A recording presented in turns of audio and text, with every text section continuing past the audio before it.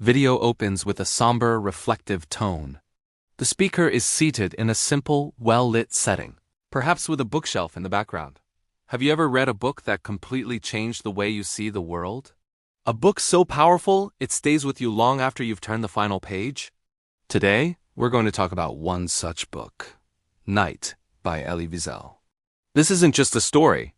It's a testimony, a raw and unflinching memoir that takes us into the darkest moments of human history. Night begins in the small town of Sighet, Transylvania.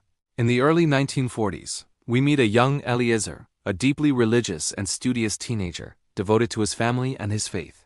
His world is one of prayer, study, and community. He spends his days immersed in the Talmud and his nights exploring the mystical texts of the Kabbalah with his mentor, Moki the Beetle. Life, while simple, is filled with a sense of security and divine order. But this fragile peace is about to be shattered. The year is 1944, and even though whispers of war have reached their town, the Jewish community of Sighet finds it impossible to believe that the horrors could ever reach them. They are in denial.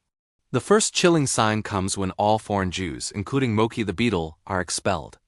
Months later, Moki returns, a ghost of his former self. He tells a harrowing tale of mass executions, of people forced to dig their own graves. But no one listens. They dismiss him as mad. His story is too monstrous to be real. This collective denial, this inability to fathom the depths of human cruelty, is the first tragic step on their journey into darkness. Soon, the German army arrives in Sighet. At first, the officers are polite, even friendly, lulling the community into a false sense of security. But the situation escalates with terrifying speed. Jewish leaders are arrested. Valuables are confiscated.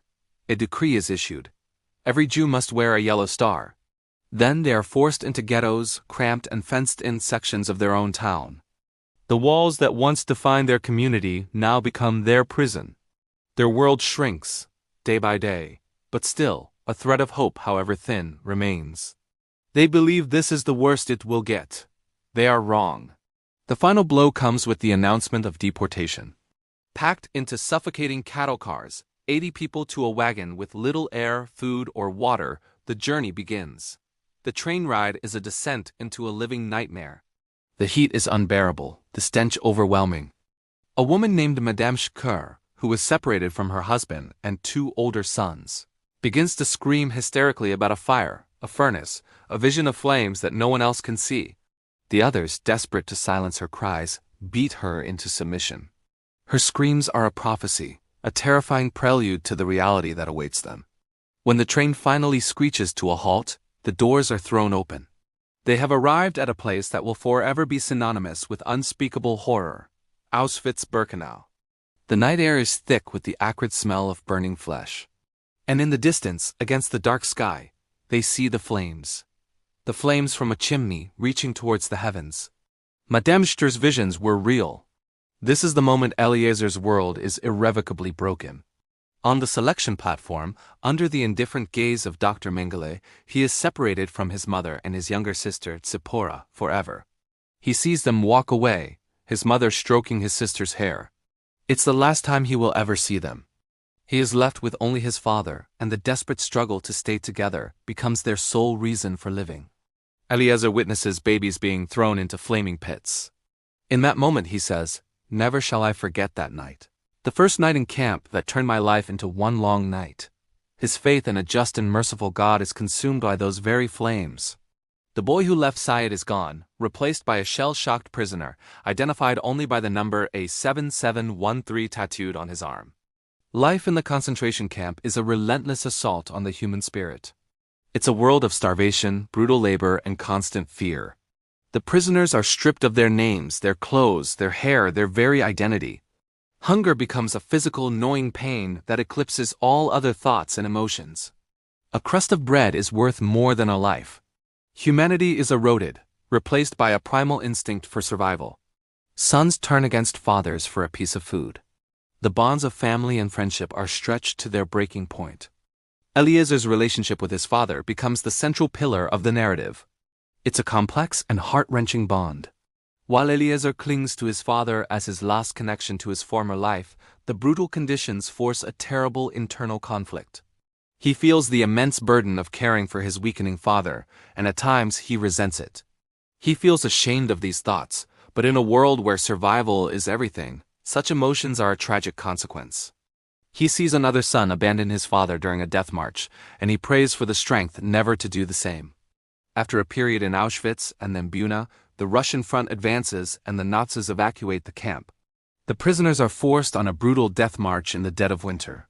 They run for miles through the snow, with SS officers shooting anyone who falls behind.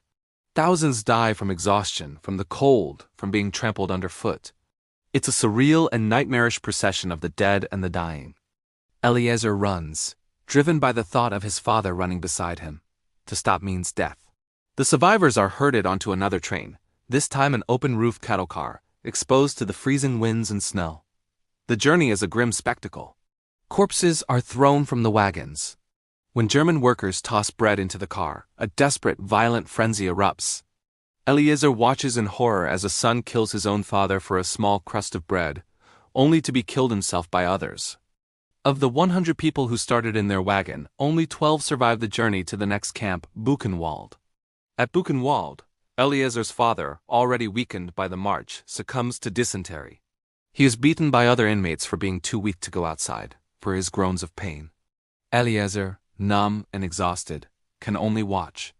An SS officer delivers the final, fatal blow. When Eliezer wakes the next morning, his father's bunk is occupied by another man.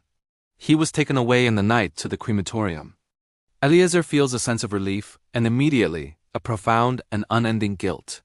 He is free of the burden, but he is utterly alone. Weeks later, on April 11, 1945, the American army liberates Buchenwald. The prisoners, now free, have no thoughts of revenge, only of bread. Their first act as free men is to eat. Days later, Eliezer, recovering from food poisoning, looks at himself in a mirror for the first time since leaving the ghetto. He doesn't recognize the person staring back. He writes, "From the depths of the mirror, a corpse was contemplating me.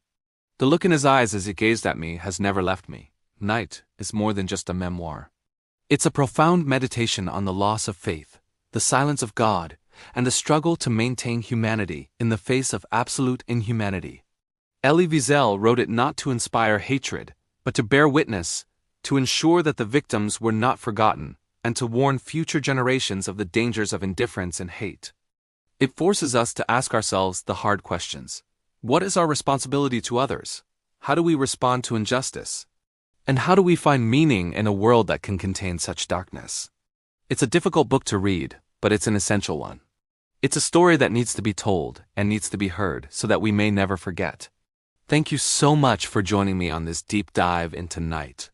If this story moved you, please consider hitting that like button and subscribing for more literary explorations. Sharing this video helps keep these important stories alive. We'll see you in the next one.